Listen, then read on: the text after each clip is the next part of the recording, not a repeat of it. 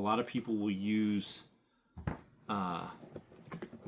linoleum as a catch-all term for meaning. They mean sheet vinyl, but they say linoleum.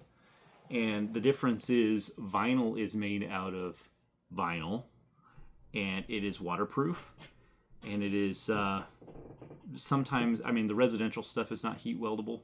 You have to chemically weld it.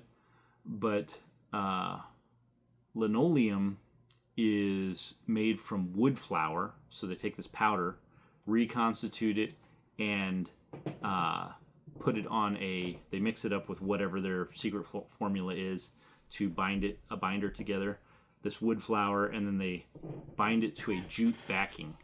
Now it is a hard surface, and the linoleum guys will tell you that you could coat a swimming pool in it, but it's made of wood.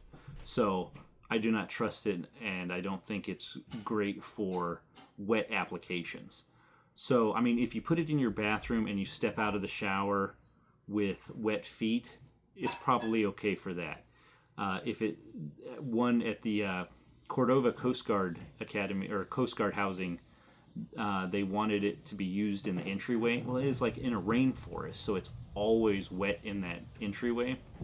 So we ended up getting that substituted out for a like a stained concrete, which is going to be much more durable in a wet environment than linoleum.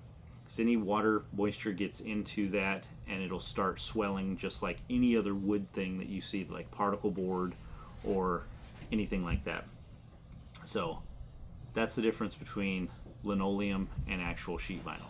Most of the time, the stuff you see at Home Depot, that's all sheet vinyl. It's like cheapy residential sheet vinyl, but you'll see, if you see, look on the back, and it has this rope looking, that's the jute backing, or twine kind of looking.